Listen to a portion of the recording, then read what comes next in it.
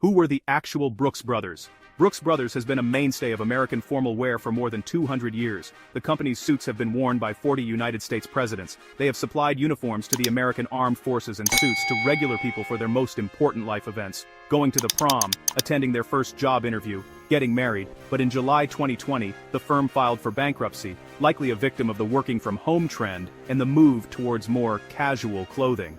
The Brooks Brothers' name has been woven into the fabric of American fashion, yet a certain mystery surrounds the people behind the business. Who were the original Brooks Brothers anyway? The firm that would go on to be known as Brooks Brothers was established on April 7, 1818, by 45-year-old Henry Sands Brooks and his younger brother David as H&D H. Brooks & Co. Before setting up the store, Henry Sands Brooks had been a provisioner for traders and seafarers, and probably did brisk business in New York City's seaport. Their shop was situated on the corner of Catherine and Cherry Streets in Lower Manhattan, which was a major shopping district that supported a number of clothing stores. It was said Brooks was something of a dandy with an eye for fashion. Henry Sands Brooks died in 1833, and the store passed to his eldest son, Henry Jr.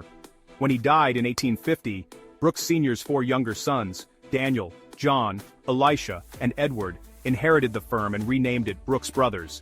At this point, the store really began to stand out from the crowd.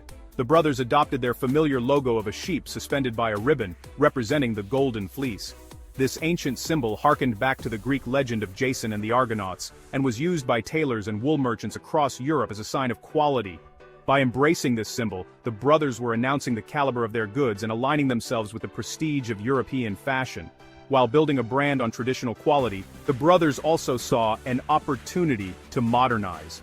Brooks Brothers began specializing in ready-to-wear suits, an innovation that made gentlemen's clothing accessible and affordable to ordinary Americans. An advertisement in New York's Evening Post in June 1850 stated that Brooks Brothers have on hand a large stock of ready-made clothing, suited to the tastes and wants of purchasers. Brooks Brothers also capitalized on the California gold rush by selling their ready-made suits to gold seekers who didn't have time to wait for a tailor to construct bespoke suits.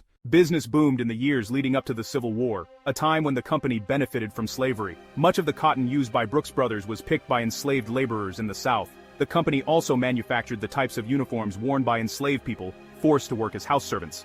Perhaps as a result of their experience making such clothing, Brooks Brothers was given a large contract by the Union government at the start of the Civil War to provide tens of thousands of uniforms for enlisted soldiers. A scandal blew up when the garments were delivered. It was obvious that the uniforms were of low quality, missing buttons or buttonholes, and made from cheap scraps of cloth glued instead of sewn together. When the outfits were exposed to wind and rain, they fell apart. In the rush to manufacture them for the war effort, Brooks Brothers had, in fact, substituted cheap and flimsy material instead of the usual grade of cloth. They were allowed to, according to the provisions written into their contract. The New York State Legislature launched an investigation, accusing the company of profiteering. When asked how much money the company had made by downgrading the cloth, Elisha Brooks prevaricated, "I think that I cannot ascertain the difference without spending more time than I can now devote to that purpose," Brooks told lawmakers. Ultimately, Brooks Brothers agreed to replace 2,350 of the substandard uniforms at a cost of $45,000. The company's association with outfitting the Union Army got them into trouble again in July 1863. The casualties among members of New York regiments were increasing as the war showed no signs of resolution. In New York City, working-class people protested against the draft, and the protests quickly turned into a riot of racist violence and looting. Brooks Brothers' Cherry Street store was one of the establishments it targeted. Harper's Weekly reported that a large number of marauders paid a visit to the extensive clothing store of Messrs. Brooks Brothers. There, they helped themselves to such articles as they wanted, after which they might be seen dispersing in all directions, laden with their ill-gotten booty. Brooks Brothers' reputation didn't suffer for long, however. At his second presidential inauguration in March 1865, Abraham Lincoln wore a greatcoat made by the company. It featured an eagle embroidered into its lining with the motto, "One country, one destiny." Lincoln was wearing the same coat when just 2 weeks later, he was assassinated at Ford's Theater in Washington, D.C. After his death, Mary Todd Lincoln gave the coat to Alphonse Don, a doorman at the White House, who kept it for the rest of his life.